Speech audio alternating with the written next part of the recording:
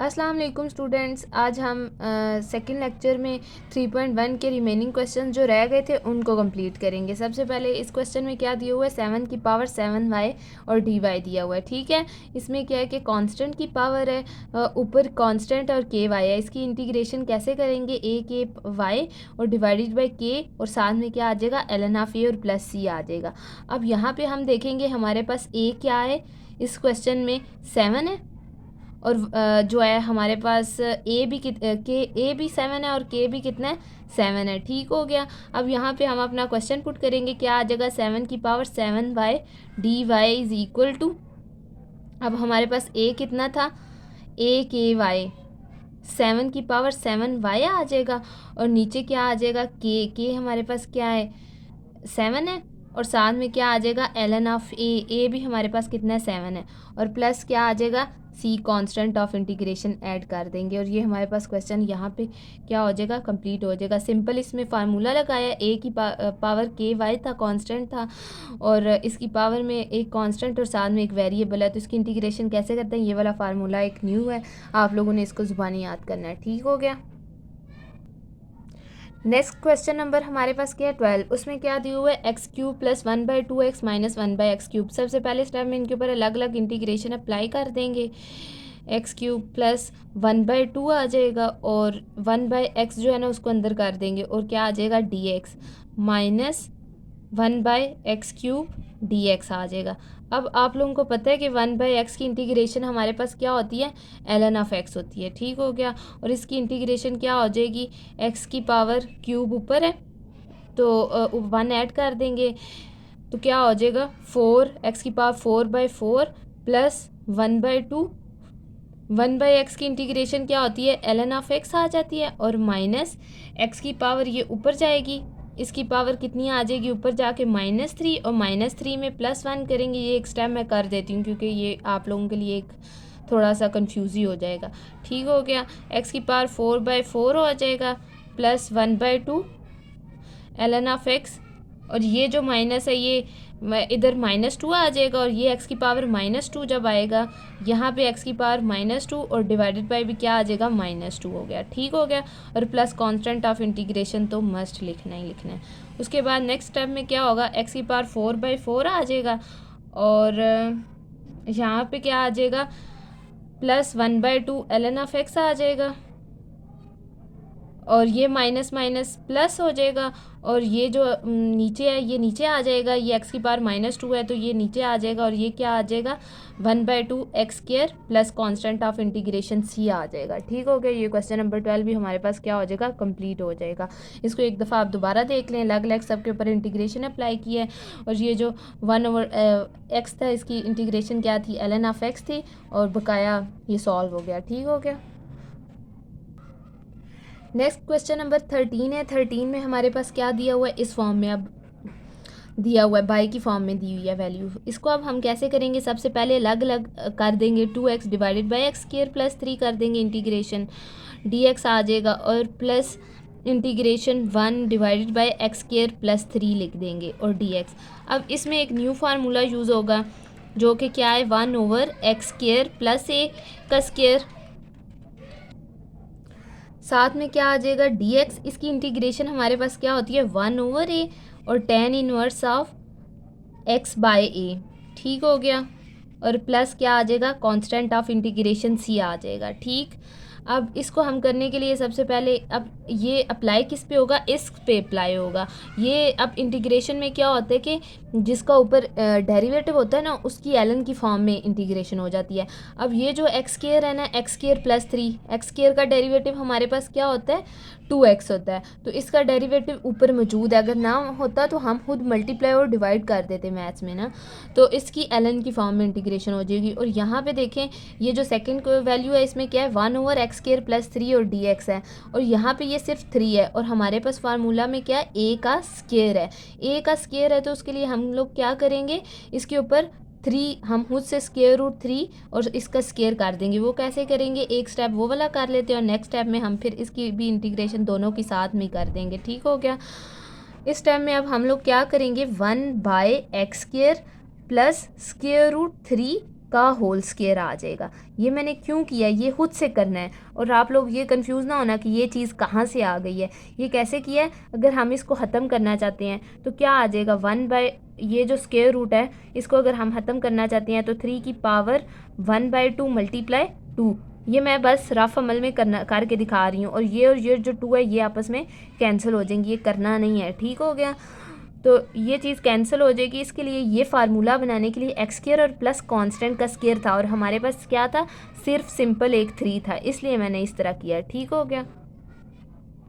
अब next step में क्या होगा, मैंने आप लोगों को बताया कि हमारे पास इसका डेरिवेटिव ऊपर मौजूद है, तो क्या आ जाएगा, ln of x square plus 3 आ जाएगा, और प्लस इसका क्या होगा, 1/a। 1/a का क्या मतलब है, 1/√3 आ जाएगा, और साथ में क्या आ जाएगा, tan इनवर्स ऑफ x/a का क्या मतलब है, x डिवाइडेड बाई a कितना है हमारे पास, √3 है, ये चीज़ आ जाएगी, और plus constant of integration c हम इसमें ऐड कर देंगे, और ये हमारे पास इसका फाइनल आंसर हो जाएगा, ठीक हो गया। इसमें हमने ये चीज़ एक बिल्कुल न्यू थी आप लोगों के लिए, ये भी न्यू ही थी कि इसमें कैसे इसकी इंटीग्रेशन कैसे करते हैं। नेक्स्ट क्वेश्चन नंबर 14 हमें दिया हुआ है, उसमें क्या दिया हुआ, ई की power tan inverse of z divided by 1 plus Z का स्क्वायर है।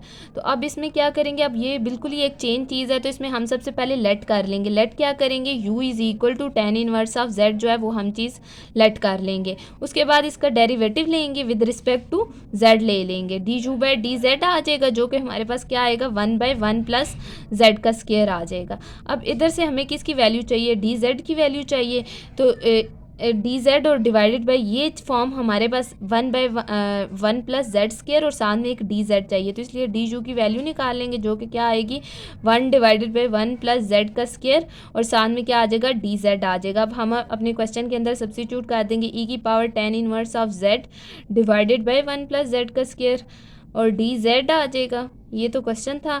और अब ई की power tan inverse of Z हमारे पास क्या आ जाएगा, ई की पावर यू आ जाएगा, और इसकी जगह पे ये पूरी की पूरी चीज़ 1/1 प्लस जेड का स्क्वायर, और डी जेड की जगह पे हमारे पास क्या आ जाएगा, डी यू आ जाएगा, ठीक हो गया। और मैंने आप लोगों को बताया था ई की पावर यू की इंटीग्रेशन हमारे पास क्या होती है, ई की पावर यू ही होती है, और प्लस कॉन्स्टेंट ऑफ इंटीग्रेशन सी आ जाएगा।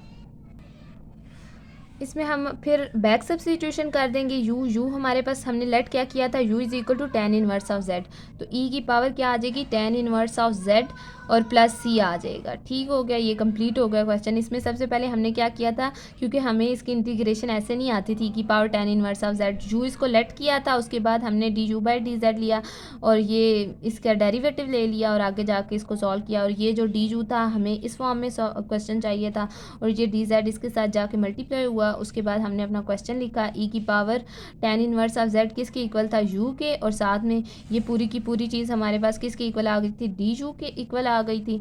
और ई की पावर u की इंटीग्रेशन क्या होती है, ई की पावर u और प्लस ये आ जाएगा, और नीचे ई की power tan inverse of z आ जाएगा।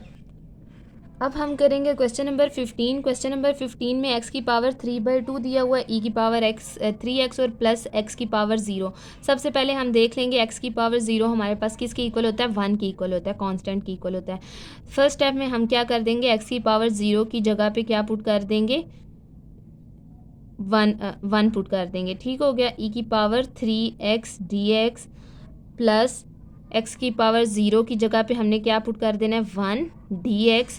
किसी भी मैथ्स में किसी भी वेरिएबल की पावर 0 हो तो वो हमारे पास किसके इक्वल होता है, 1 के इक्वल होता है।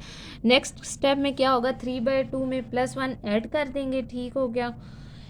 x की पावर 3/2 +1 और डिवाइडेड बाय भी क्या आ जाएगा, 3/2 +1 आ जाएगा, ठीक हो गया। अब इसकी इंटीग्रेशन कैसे होगी, इसकी जैसे हमने पीछे देखा था कि एक्सपोनेंशियल की पावर कांस्टेंट के साथ वेरिएबल मल्टीप्लाई हो रहा हो तो वो जो कांस्टेंट होता है वो 1/3 की फॉर्म में आ जाता है और e की पावर 3x आ जाता है। जैसे कि हम डिफरेंटेशन में करते थे, ये जो 3 होता था ये यहाँ पे आके मल्टीप्लाई हो रहा होता था, लेकिन इंटीग्रेशन में क्या होता है कि वो 1/3 होता है, वो इस तरह आता है, ठीक हो गया। और 1 की इंटीग्रेशन हमारे पास क्या आ जाएगी, x आ जाएगी, और साथ में क्या आ जाएगा, +c आ जाएगा। अब यहाँ पे इसकी 3/2 +1 करेंगे तो ये हमारे पास कितना आ जाएगा, x की पावर 5/2 आ जाएगा, यहाँ पे 5/2 लिखेंगे और नीचे भी 5/2 आएगा और वो क्या आ जाएगा 2/5 आ जाएगा। और यहाँ पे क्या आ जाएगा 1/3 ई की power 3x plus x plus c आ जाएगा। और ये हमारे पास क्वेश्चन नंबर 15 कंप्लीट हो जाएगा। ठीक हो गया। नेक्स्ट जो क्वेश्चन नंबर 16 है, इसमें भी हम लोग क्या करेंगे, बाय सब्स्टिट्यूशन करेंगे। क्यों, इस फॉर्म में हमें दिया हुआ है, इस पूरी चीज़ को हम u लेट कर लेंगे, let u is equal to, क्योंकि वैसे इसकी हमें इंटीग्रेशन करना मुश्किल है, इसकी पावर 5 है और अगर हम इसका फार्मूला खोलना स्टार्ट करें, हमें आता तो है लेकिन वो इतना बड़ा फार्मूला बन जाएगा जो कि हम करना बहुत ज़्यादा मुश्किल हो जाएगा। और फिर इसको पूरी वैल्यू को इसके साथ मल्टीप्लाई करें तो ये तो बहुत बड़ी वैल्यू आ जाएगी। इसीलिए हम लोग इसमें क्या करते हैं, बाय सब्स्टिट्यूशन मेथड इसको करते हैं। इसको हम लेट यू कर लेंगे, उसके बाद हम लोग इसका derivative d u by with respect to x लेंगे। तो ये क्या आ जाएगा, एक्स क्यूब है तो ये हमारे पास क्या आ जाएगा 3x का स्क्वायर, और प्लस एक्स स्क्वायर है तो ये क्या आ जाएगा 2x आ जाएगा। अब हमें किसकी वैल्यू चाहिए, dx की वैल्यू चाहिए। dx जो है वो इस तरफ आ जाएगा, यहाँ पे ये जो है इसको इस तरह करते हैं हम लोग, डी यू जो है ना इसको इधर ही रहने देते हैं और ये जो डी एक्स है ये इस तरफ आ जाता है, 3x का स्क्वायर प्लस 2x और साथ में क्या आ जाएगा dx आ जाएगा। अब ये देखें क्वेश्चन में हमारे पास ये 3x स्क्वायर प्लस 2x और dx, ये चीज़ पूरी की पूरी होगी और ये dx हो गया। ठीक हो गया। उसके बाद हम क्वेश्चन अपना लिखेंगे 3x का square plus 2x x cube plus x का स्क्वायर प्लस 9 की पावर 5 होल पावर 5 आ गया। ठीक हो गया। अब ये हमारे पास किसके इक्वल था, ये चीज़ हमारे पास क्या है u की पावर 5 आ जाएगा और साथ में क्या आ जाएगा डी यू आ जाएगा और इसकी इंटीग्रेशन करनी है। अब u की पावर 5 की इंटीग्रेशन करेंगे तो 5 + 1 कितना आ जाएगा 6 डिवाइडेड बाय 6 और प्लस c आ जाएगा। उसके बाद हम बैक सब्स्टिट्यूशन करेंगे, u हमारे पास हमने क्या लेट किया हुआ था एक्स क्यूब प्लस एक्स का स्क्वायर प्लस 9 डिवाइडेड बाय 6 आ जाएगा और plus c constant of integration add कर देंगे और ये हमारे पास क्वेश्चन नंबर 16 भी कंप्लीट हो गया। नेक्स्ट क्वेश्चन नंबर 17 देखेंगे। इसमें क्या है कि 5 e की पावर 5x है, ठीक है, और ये चीज़ 3 की पावर 2x है, इसीलिए मैंने ये वाला फार्मूला लिखा है क्योंकि इसमें क्या है कांस्टेंट की पावर kx है। ठीक हो गया। अब यहाँ पे इसकी इंटीग्रेशन सबके ऊपर अलग अलग पहले इंटीग्रेशन अप्लाई कर देते हैं। ये dx यहाँ पे आ जाएगा, उसके बाद माइनस एक्स की पावर -3 dx प्लस इंटीग्रेशन 3 की पावर 2x और dx आ जाएगा। ठीक हो गया।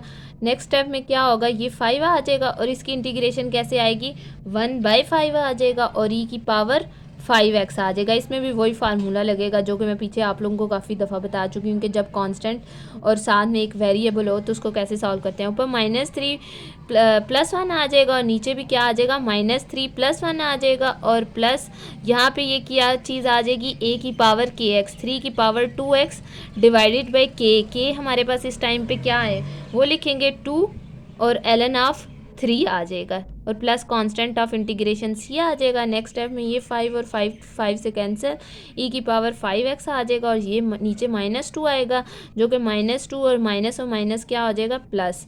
चलिए एक स्टेप मैं कर ही देती हूँ, -2 ऊपर आ जाएगा और नीचे भी क्या आ जाएगा -2 प्लस 3 की power 2x divided by 2 ln of 3 plus c और ये जो माइनस है ये क्या हो जाएगा प्लस हो जाएगा e की पावर 5x प्लस और ये जो चीज़ है ये नीचे आ जाएगी x की पावर -2 है तो ये यहाँ पे x की पावर स्क्वायर हो जाएगा और प्लस 3 की power 2x divided by 2 ln of 3 plus c constant of integration आ जाएगा। एक्सरसाइज का लास्ट क्वेश्चन है, सबसे 18 लास्ट क्वेश्चन है। इसमें क्या होगा, सबसे पहले इनके ऊपर इंटीग्रेशन अप्लाई करते हैं। ठीक हो गया। √3 और ये साथ में z के ऊपर भी स्क्वायर रूट है। ठीक हो गया। यहाँ पे भी क्या आ जाएगा √z dz प्लस 4 और वहाँ या अंदर क्या आ जाएगा 1/z dz आ जाएगा और माइनस ये जो है 1 के ऊपर हो जाएगा e की पावर, चलें इसको भी मैं लिख ही देती हूँ, e की पावर z और dz आ जाएगा। ठीक हो गया। अब इसकी इंटीग्रेशन करेंगे, z की पावर -1/4 प्लस 1 आ जाएगा, नीचे भी क्या आ जाएगा -1/4 प्लस 1 आ जाएगा। ठीक हो गया। प्लस √3 और यहाँ पे z की पावर कितनी है 1/2 प्लस 1 आएगा और नीचे भी क्या आ जाएगा 1/2 प्लस 1 आ जाएगा। ठीक, प्लस 4 और 1/z की इंटीग्रेशन हमारे पास क्या होती है ln ऑफ z हो जाती है माइनस, और इधर हमारे पास 1/e⁻z है, तो इसलिए हमारे पास जो है ना इसकी इंटीग्रेशन साथ में क्या आ जाएगा, z आ जाएगा, और नीचे क्या आ जाएगा e⁻z, और plus constant of integration c आ जाएगा। अब इसकी इंटीग्रेशन हम कैसे करेंगे, z ये इसकी क्या आ जाएगी हमारे पास 3/4 आ जाएगी, और नीचे भी क्या आ जाएगी 3/4 प्लस √3, और यहाँ पे z की पावर कितनी आ जाएगी 3/2 डिवाइडेड बाई 3/2, और plus 4 ln of z minus z/e⁻z plus c आ जाएगा। अब ये जो 3/4 है ये यहाँ पे आ जाएगा 4/3, और z की पावर कितनी आ जाएगी 3/4 प्लस √3, और ये जो था 2 ये इधर ऊपर आ जाएगा, और ये नीचे ही 3 रहेगा, और z की पावर कितनी आ जाएगी 3/2। आप लोगों को पता है ना मैथ्स में फर्स्ट और थर्ड वैल्यू इक्वल होती है, इसलिए ये जो 2 होता है ये मैं डायरेक्टली ऊपर लिख देती हूँ, और ये जो 4 है फर्स्ट और थर्ड प्लेस एक दूसरे के इक्वल होती हैं, इसलिए ये 4 ऊपर आ जाता है। ठीक हो गया, plus 4 ln of z minus z/e⁻z और प्लस c। अब ये आज की एक्सरसाइज कंप्लीट हो गई है 3.1। अगर आप लोगों को कोई क्वेश्चन हो तो आप लोग कमेंट्स में पूछ लीजिएगा, अगर आप लोगों को कोई स्टेप ना समझ आया हो। ठीक है, और आप लोग बताइएगा आप लोगों को कैसी वीडियो लगी है। अल्लाह हाफिज़।